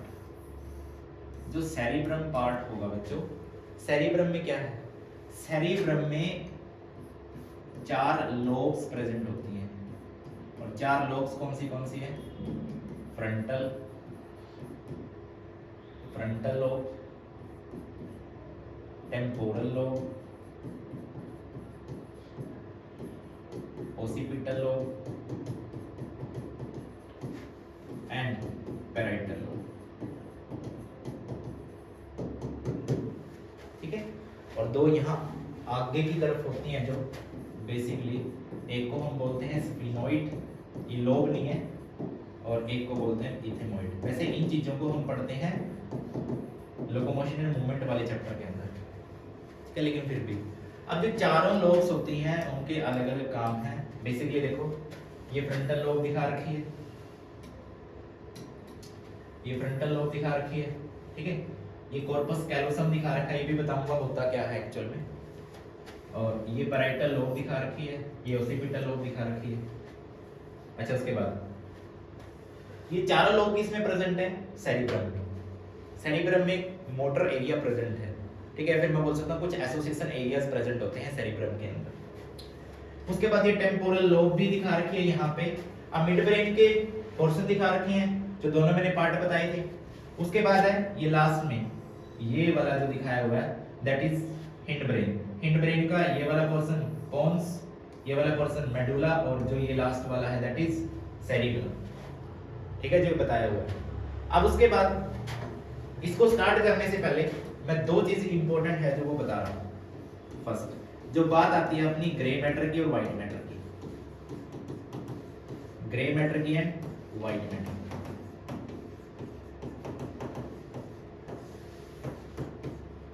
अगर मैं बात करूं ग्रे मैटर कहां बनेगा, जहां पे नॉन माइलिनेटेड न्यूरॉन्स प्रेजेंट होंगे। तो नॉन माइलिनेटेड न्यूरॉन्स की वजह से वहां पे आएगी ग्रेइश अपीयरेंस, तो वहां पे जो बनेगा दैट इज ग्रे मैटर। और जहां पे माइलिनेटेड न्यूरॉन्स होंगे वहां पे बनेगा व्हाइट मैटर, क्योंकि वहां से व्हाइट कलर की जो अपीयरेंस वो आएगी। तो क्वेश्चन यहां से बनता है कि ग्रे मैटर और व्हाइट मैटर स्पाइनल कॉर्ड और ब्रेन में कहां प्रेजेंट होते हैं। ब्रेन में पेरिफेरी पे ग्रे मैटर होता है या फिर व्हाइट मैटर होता है। स्पाइनल कॉर्ड में ग्रे मैटर या फिर व्हाइट मैटर बाहर की तरफ होगा, अंदर की तरफ होगा। तो इसको समझो। अगर मैं बात करूं ब्रेन की,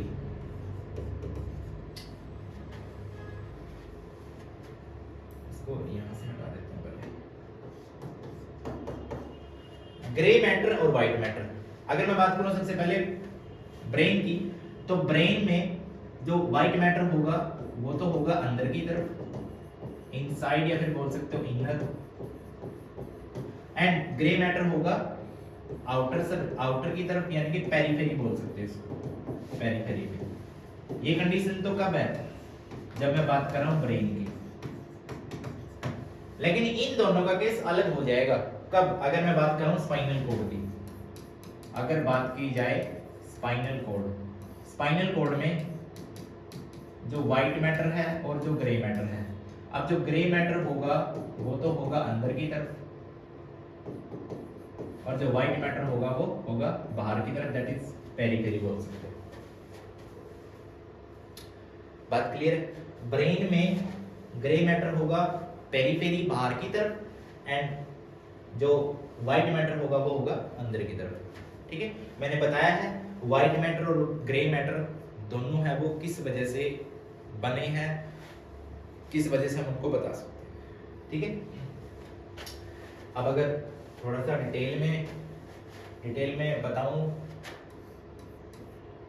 तो जैसे ब्रेन के अंदर अब बहुत सारे न्यूरॉन हैं, ब्रेन के अंदर जो व्हाइट मैटर होगा, ब्रेन के अंदर क्या, चाहे बात कर लो स्पाइनल कॉर्ड की, जो व्हाइट मैटर है इसका फंक्शन क्या होता है? व्हाइट मैटर का, व्हाइट मैटर बेसिकली दो ग्रे मैटर को जोड़ने का काम करता है, यानी कि मैं बोल सकता हूं it connects to grey matter. देखो अभी बताता हूं मैं कैसे। जैसा कि हम पढ़ते हैं, जो हमारी बॉडी का लेफ्ट पोर्शन होता है उसको ब्रेन का राइट पार्ट क्या करता है? कंट्रोल करता है। जो हमारी बॉडी का राइट पोर्शन होता है उसको ब्रेन का लेफ्ट पोर्शन क्या करता है? कंट्रोल करता है। तो ये किस वजह से है? यानी कि जो लेफ्ट पोर्शन का ग्रे मैटर है और राइट पोर्शन का ग्रे मैटर है वो आपस में कोऑर्डिनेट कर रहे हैं। अब वो कोऑर्डिनेट किसकी वजह से कर रहे हैं? व्हाइट मैटर की वजह से। यानी कि मैं बोल सकता हूं left side grey matter present है, right side grey matter present है। ये किसकी वजह से कोऑर्डिनेट कर पा रहे हैं? व्हाइट मैटर की वजह से। तो व्हाइट मैटर का ये काम होता है कि दो ग्रे मैटर के बीच में coordination banana, that is the function of white matter.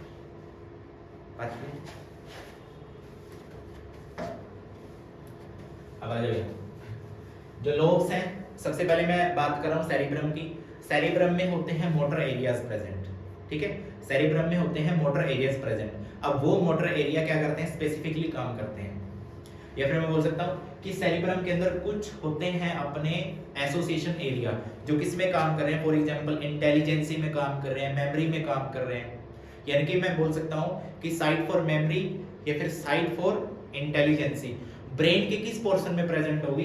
वो किस में होगी बच्चों? सेरिब्रम में प्रेजेंट होगी। ये बात हमें क्लियर है। दूसरी अगर मैं बात करूं, कहां चला गया? चलो एक बार मैं इसी में बता देता हूं। लास्ट पोर्शन ये ले लेते हैं। अगर मैं बात करूं सेरिब्रम में बहुत सारे मोटर एरिया या फिर एसोसिएशन एरिया भी होते हैं, और एसोसिएशन एरिया में जैसे कि फॉर एग्जांपल मेमोरी से रिलेटेड है या फिर कोई इंटेलिजेंसी से रिलेटेड है, इनको कौन कंट्रोल कर रहा है? फोर ब्रेन का सेरिब्रम पार्ट। ठीक है, लार्जेस्ट पार्ट हम इसको बोल सकते हैं सेरिब्रम को। और इसके पास, ये ध्यान से सुनना, इसके पास कुछ डीप न्यूक्लियाई प्रेजेंट होती हैं। इसके पास डीप न्यूक्लियाई। अब वो डीप न्यूक्लियाई कौन सी होती हैं? अगर एक को मैं बोलूं दैट इज एमीग्डला, एंड सेकंड को बोल सकता हूं मैं हिप्पोकैम्पस।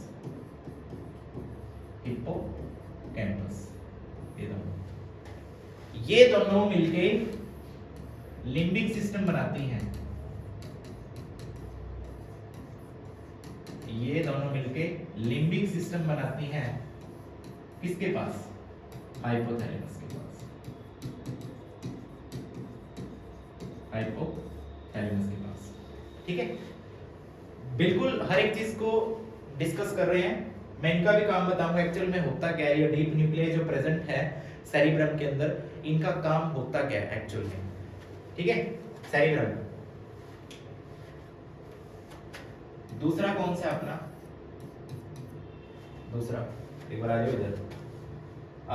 सेरिब्रम हो गया। दूसरा अपना कौन सा है जो पोर्शन मैं बताऊं इसका?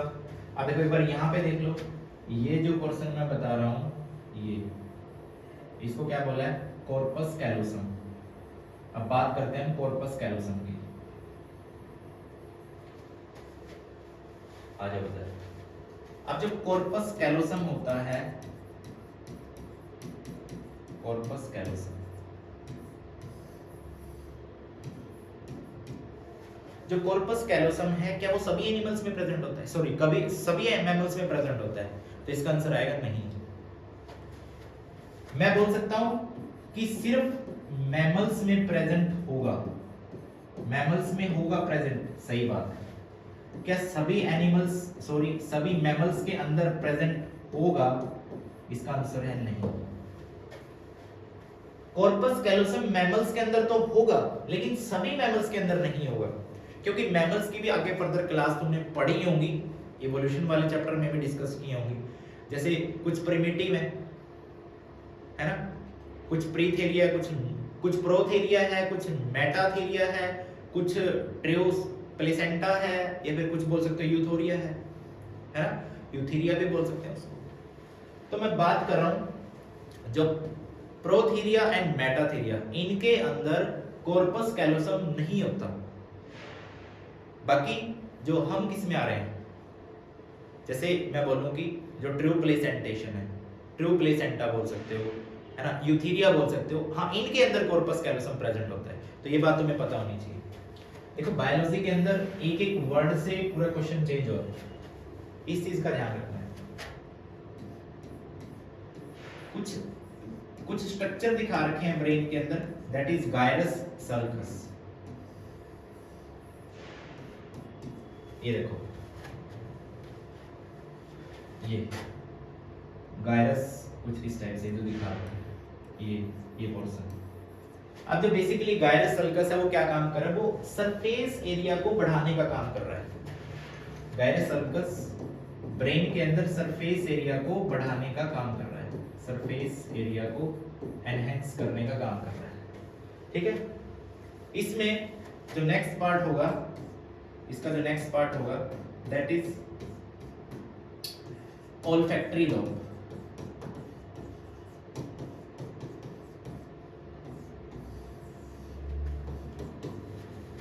ये olfactory lobe इसमें दिखा रखी है क्या? नहीं दिखा रखी। ये रही, यहाँ पे olfactory lobe प्रेजेंट है।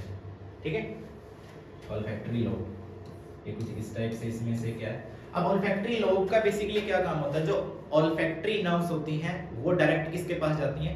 olfactory lobe के पास। और जो olfactory lobe है वो किसको कन्वे करती हैं, फिर वो किसके पास भेजती हैं? वो सेरिब्रम के पास भेजती हैं। सेरिब्रम के पास मोटर एरियाज प्रेजेंट है। बात क्लियर है ना? उसके बाद है, ऊपर मैं इसमें लिख दूं, olfactory lobes के पास क्या आती हैं? ऑप्टिक नर्व्स आएंगी बच्चों। अब जो ऑप्टिक नर्व्स होंगी, ऑप्टिक नर्व्स होंगी वो क्या काम कर रही हैं? वो किसका काम करती हैं? Basically detection of smell. But smell को डिटेक्ट ऑल्फैक्टरी लोब नहीं कर रही हैं, वो सिर्फ क्या कर रही हैं? ऑप्टिक नर्व्स, ये सॉरी ऑल्फैक्टरी लिखो इसको, ऑल्फैक्टरी नर्व्स को, ऑल्फैक्टरी नर्व्स डायरेक्ट किसके पास जा रही हैं? ऑल्फैक्टरी लोब के पास। ऑल्फैक्टरी लोब्स एनालाइज नहीं करेगी, एम्पलीफाई करेगी। हाँ, एम्पलीफाई करेगी किसके पास? मोटर एरिया जो प्रेजेंट है सेरिब्रम में। ये चीज ध्यान रखना, ये खुद एनालाइज नहीं करेगी। उसके बाद अगर बात की जाए तो अब बात कर लेते हैं थैलेमस। जब हाइपोथैलेमस की बात कर रहा हूं, इसमें भी दो पार्ट हैं, एक है बच्चों एपिथैलेमस और एक है हाइपोथैलेमस। हाइपोथैलेमस। अब जो एपिथैलेमस है इसके पास कौन सी ग्लैंड होती है बच्चों? इसके पास है पीनियल ग्लैंड। अब जो पीनियल ग्लैंड है वो क्या काम करती है? पीनियल ग्लैंड एक मेलाटोनिन नाम का हार्मोन सेक्रेट करती है जो ट्रिप्टोफन अमीनो एसिड का डेरिवेटिव होता है। अब उसका काम डे एंड नाइट का होता है, रात में ज्यादा होता है तो दिन में कम होता है, इसलिए हम अच्छे से स्लीप ले पाते हैं, अच्छे से हम सो पाते हैं। वो किसके कारण होता है? मेलाटोनिन के बारे में। मेलाटोनिन के कारण बोल सकते हैं, है ना। जो पीनियल ग्लैंड है वो क्या सेक्रेट करती है, मेलाटोनिन। मेलाटोनिन क्या एक हार्मोन है। अब जो ये मेलाटोनिन है, ये हार्मोन, ये किसका डेरिवेटिव है, ये डेरिवेटिव है बच्चों किसका, derivative of tryptophan amino acid. Tryptophan amino acid किसमें काम करता है, डे एंड नाइट तुम बोल सकते हो, direct day and night. Night में ज्यादा होता है तो हम अच्छे से क्या करते हैं, स्लीप साइकिल हमारा अच्छा रहता है। जितना ज्यादा मेलाटोनिन हार्मोन होगा उतनी अच्छी हम स्लीपिंग या फिर उतनी अच्छी हम नींद ले सकते हैं, ठीक है। उसके बाद हाइपोथैलेमस। हाइपोथैलेमस के ठीक नीचे प्रेजेंट होती है पिट्यूटरी ग्लैंड।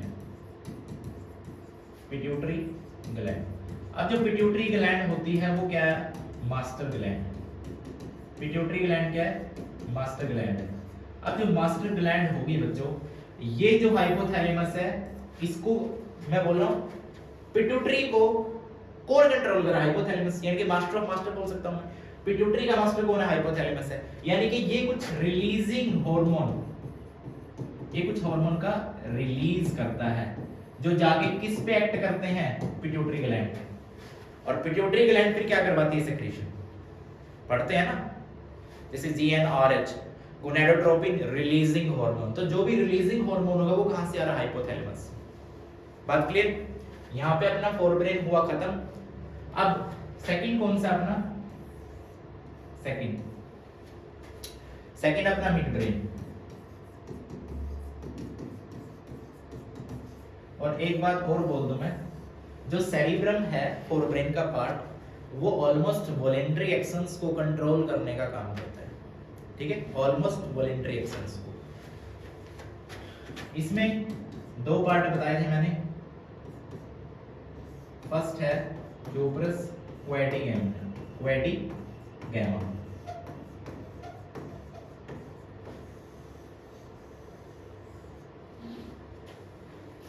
ठीक है, ह्यूबरस क्वेडिगैमा इसको बोल सकते हो।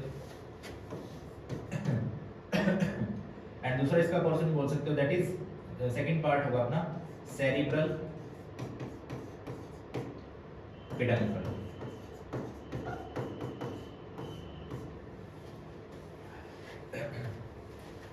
एक तो मिड ब्रेन की क्या खासियत है,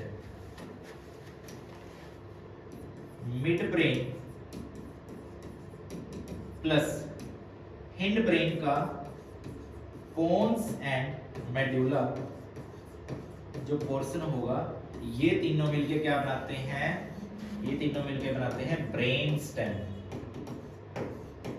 ये तीनों मिलके बनाते हैं बच्चों ब्रेन स्टेम, ठीक है। यानी कि ब्रेन स्टेम के एक एक्सिस के अलोंग मैं बोल सकता हूं। तो इसके पास 4 पोस्टीरियर मैं बोल सकता हूं लोब्स प्रेजेंट होती हैं, ठीक है। 4 लोब्स बेसिकली अगर मैं बोलूं तो कुछ इस टाइप से 1 2 3 4। जो ऊपर वाली दोनों हैं 2 पोस्टीरियर लोब्स, 2 पोस्टीरियर लोब्स, ये बेसिकली क्या काम करती हैं, तुम्हारी एनसीईआरटी के अंदर डायरेक्ट इसका पॉइंट दे रखा है, that is control for pupillary reflection, या फिर तुम इसको क्या बोल सकते हो, विजन रिफ्लेक्शन।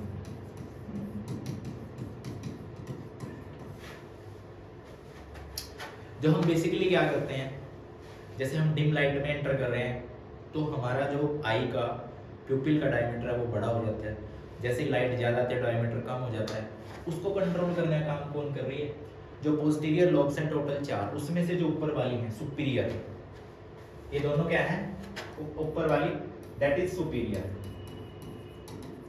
और नीचे वाली दोनों क्या है, इनको हम बोल रहे हैं बच्चों इंफीरियर, इनको हम नाम देंगे इंफीरियर। अब जो इंफीरियर काम क्या करती हैं, इंफीरियर मैं इधर भी लिख रहा हूं, इंफीरियर लोब्स ये काम करती हैं जो एक्राउस्टिक साउंड होता है उसको डिटेक्ट करने का काम, एक्राउस्टिक साउंड होगा उसको डिटेक्ट करने का काम। मान लिया ये कैसा साउंड होता है, मान लिया हम कहीं जा रहे हैं, जैसे हम बिल्कुल नॉर्मली चल रहे हैं, ठीक है, और एकदम से हमारे पीछे बिल्कुल तेज आवाज आती है, तो एकदम से हम पलट के देखते हैं क्या हुआ, तो वो साउंड है ना, उसको डिटेक्ट करने का काम कौन कर रही है, जो इंफीरियर लोब्स होती हैं, ठीक है। किसके अंदर प्रेजेंट है, मिड ब्रेन के अंदर। बात क्लियर। उसके बाद अपना सबसे लास्ट वाला जो ब्रेन का पार्ट है दैट इज हिंड ब्रेन। इसके बारे में भी काफी अच्छी बातें हैं जो तुम्हें समझनी है,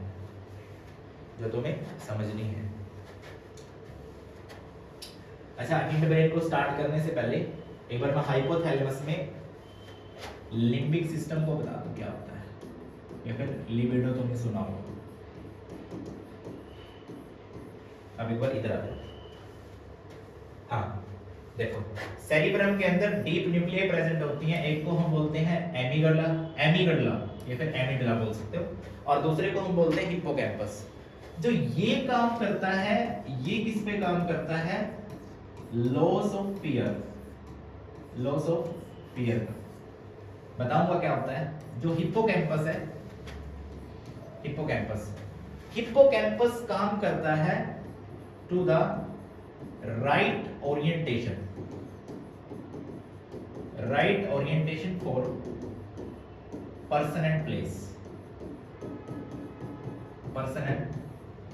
प्लेस, ठीक है। जैसे मान लो मैं क्लास में पढ़ा रहा हूँ, ठीक है, बहुत सारे बच्चे यहाँ पे बैठे हुए हैं। अब जब मैं बच्चों से क्या कर रहा हूँ, कोई मतलब अगर कॉन्सेप्ट बच्चों से रिलेटेड बता रहा हूँ, तो वो क्या करेंगे, बिल्कुल सीरियस होकर उस चीज़ को समझेंगे।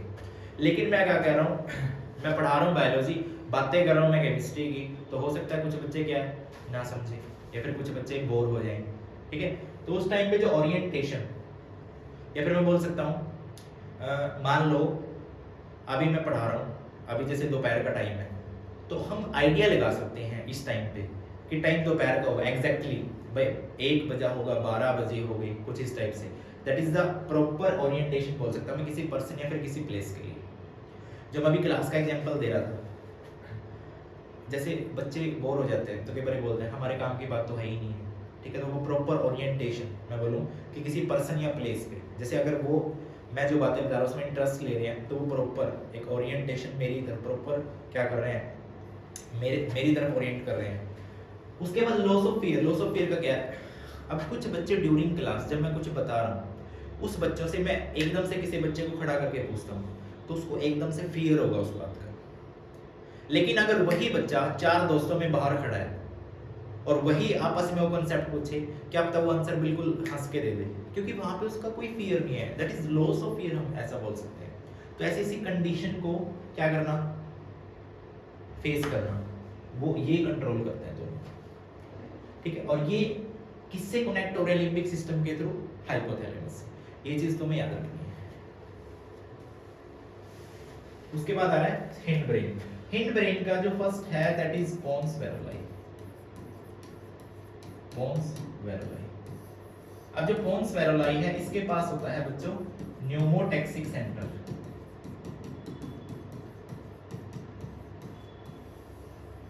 अब ये सेंटर क्या काम करता है, देखो मैं बताता हूँ ये सेंटर क्या काम करता है।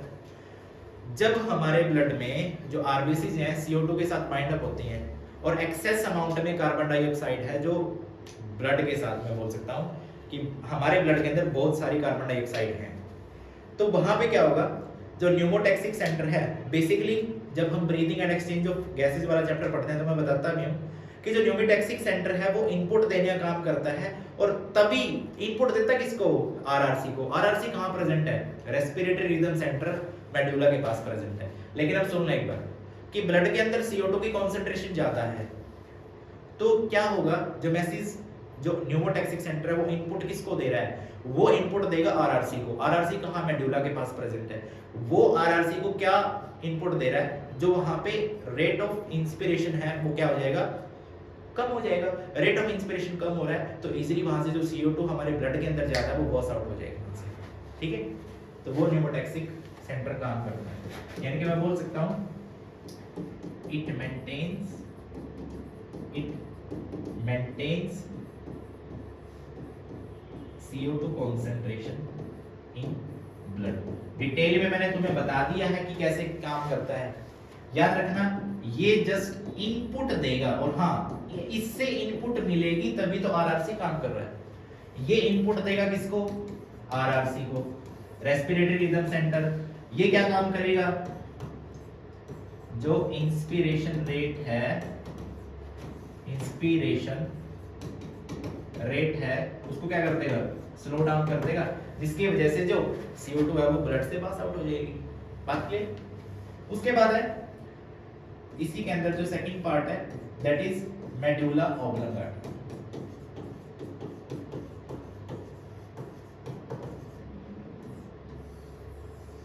अब मेडुला ऑब्लंगाटा बेसिकली इसके लिए RRC respiratory rhythm centre, inspiration और एक्सपिरेशन मैं बोल सकता हूं, इसको कंट्रोल करने का काम कौन कर रहा है?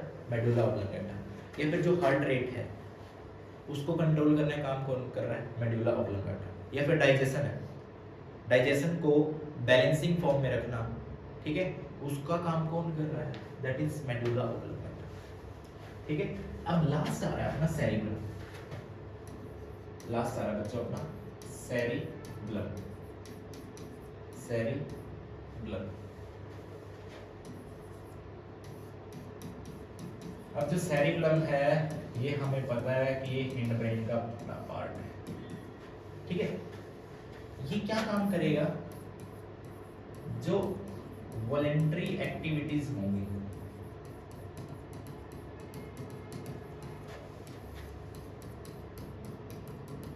उनको फाइन एंड स्किलफुल करने का काम करेगा। समझाता हूं मैं कैसे क्या होता है। मान लिया हम क्या कर रहे हैं, एक सुई ले ली हमने, उसमें धागा डाल रहे हैं, तो अपने हाथ की और जो सुई है उसके बीच में हमारी इतना कंट्रोल वो किस वजह से है? सेरिब्रम की वजह से। किस वजह से? वो सेरिब्रम की वजह से। उसके बाद जो और आ रहा है इसमें, और एग्जांपल हम ले सकते हैं, किस चीज का ले सकते हैं कि जैसे मान लिया मैं पढ़ा रहा हूं और मैं कुछ लिख रहा हूं, या फिर मैं हाथ को कुछ इस टाइप से चला रहा हूं, ठीक है। अब ये क्या, अब ये तो ऐसे भी जा सकता है, लेकिन फिर इसको अगर मैं ऐसे कंट्रोल कर पा रहा हूं, यानी कि वॉलंटरी एक्टिविटीज को क्या कर रहा हूं, फाइन एंड स्किलफुल बना रहा हूं, किसकी वजह से होगा? सेरिब्रम की वजह से होगा। बात क्लियर है? या फिर बैलेंस के बारे में तुमने सुना होगा, बैलेंस, बैलेंसिंग ऑर्गन,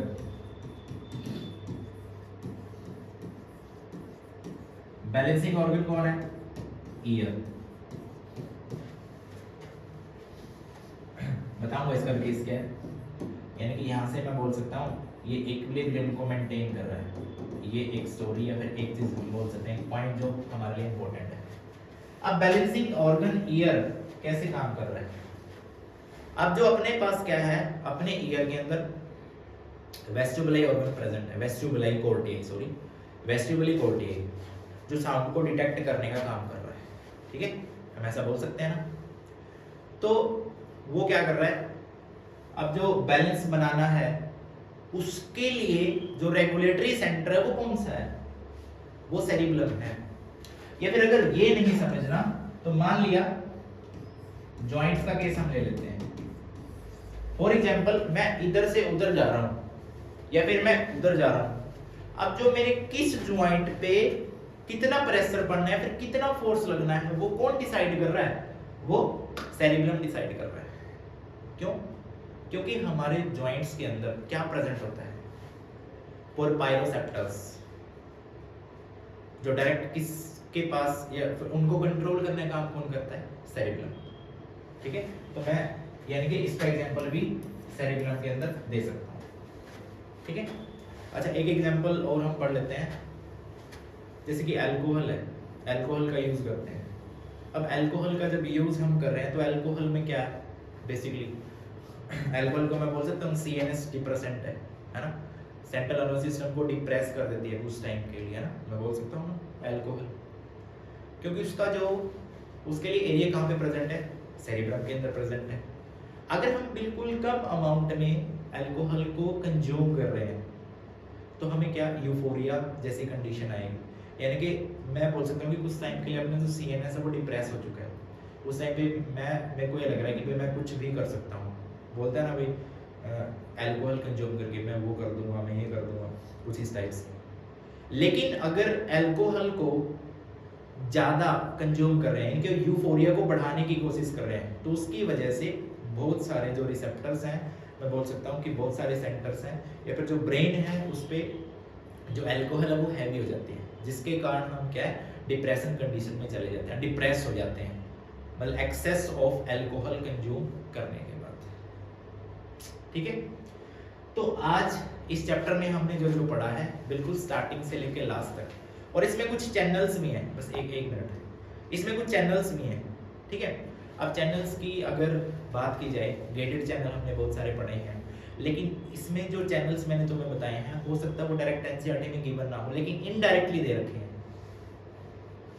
ठीक है ना, तो इस वजह से मैं क्या बोल सकता हूँ, जैसे मैं एक लास्ट क्वेश्चन तुमसे पूछ रहा हूँ, अगर जैसे एक नीट 2019 में, हाँ 19 में क्वेश्चन आया हुआ था, कुछ गेटेड चैनल से रिलेटेड ही था।